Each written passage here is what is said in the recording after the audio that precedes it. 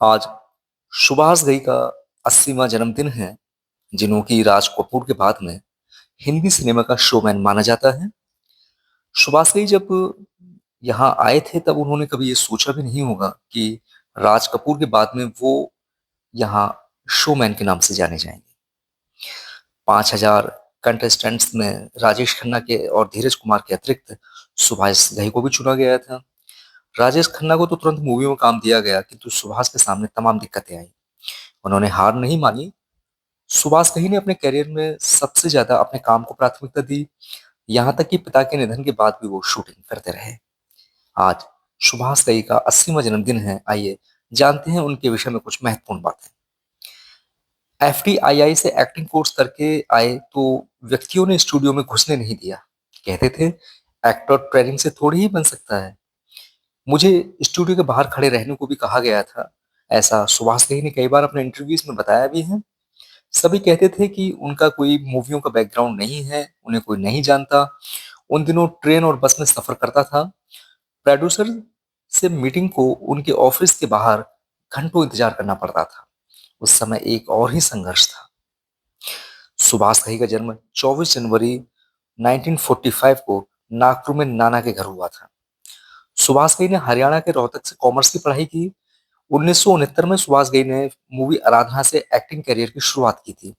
इस मूवी में उन्होंने एक प्रकाश नाम का किरदार निभाया था और शत्रुघ्न सिन्हा के साथ भी इन्होंने फर्स्ट मूवी डायरेक्शन की, जो 7 फरवरी 1976 को सिनेमाघरों में आई। सुभाष घई ने अमिताभ बच्चन को देखते हुए देवा शुरू की थी, किंतु यह मूवी कभी बन ही नहीं पाई। परदेश को भी सुभाष घई ने 3,000 प्रतिनिधियों में से किसी एक को चुना, जिसमें कि माधुरी दीक्षित को जो चुना गया था। और संजय दत्त जैकी श्रॉफ की मूवी नायक की शूटिंग के दौरान सुभाष घई ने माधुरी दीक्षित से नो प्रेगनेंसी का साइन कराया था। इस मूवी के दौरान माधुरी दीक्षित और संजय दत्त के अफेयर की चर्चाएं काफी जोर शोर पे थी।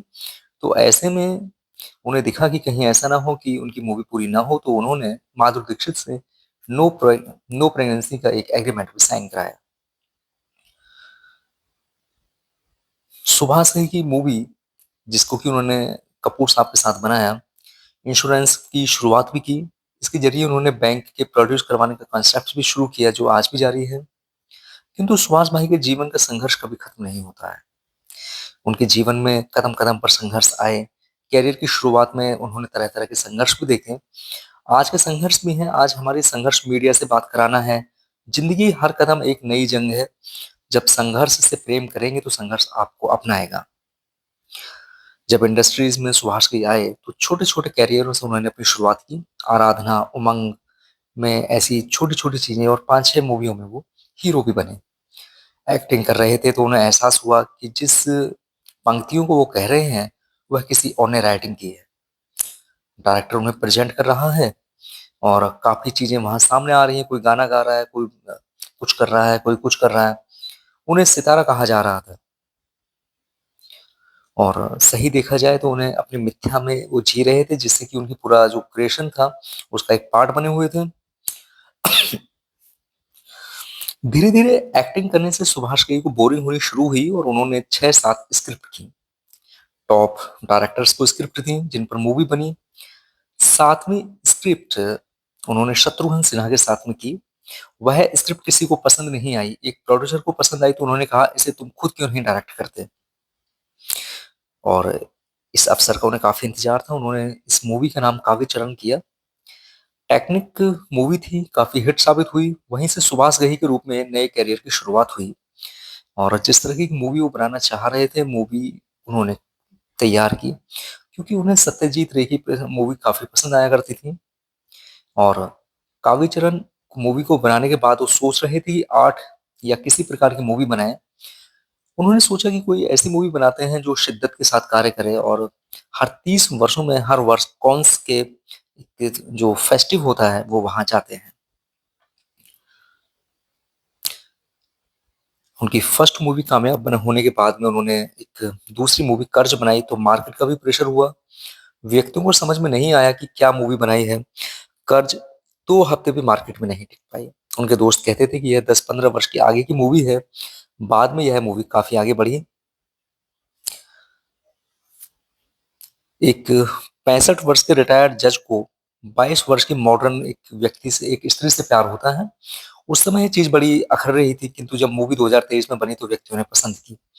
उस मूवी को उन्होंने डायरेक्ट नहीं किया, उन्होंने इस तरह की मूवी प्रकाश झा को डायरेक्ट करने को कहा। ऐसे बहुत सारे सब्जेक्ट भी रहते हैं जिन्होंने उन्होंने खुद डायरेक्ट नहीं किया।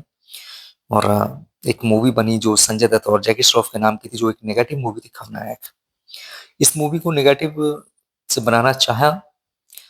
उस समय सुभाष घई अमेरिका में थे, उनका एक दोस्त अशोक अमित राज ने इसे अंग्रेजी में बनाने की एडवाइस भी की। जब उन्होंने वह महसूस किया तो अमेरिका के सिस्टम में रहकर काम नहीं करना, इंडिया वापस आए, सोचा कि इसे आर्ट सिनेमा की तरह बनाया जाए।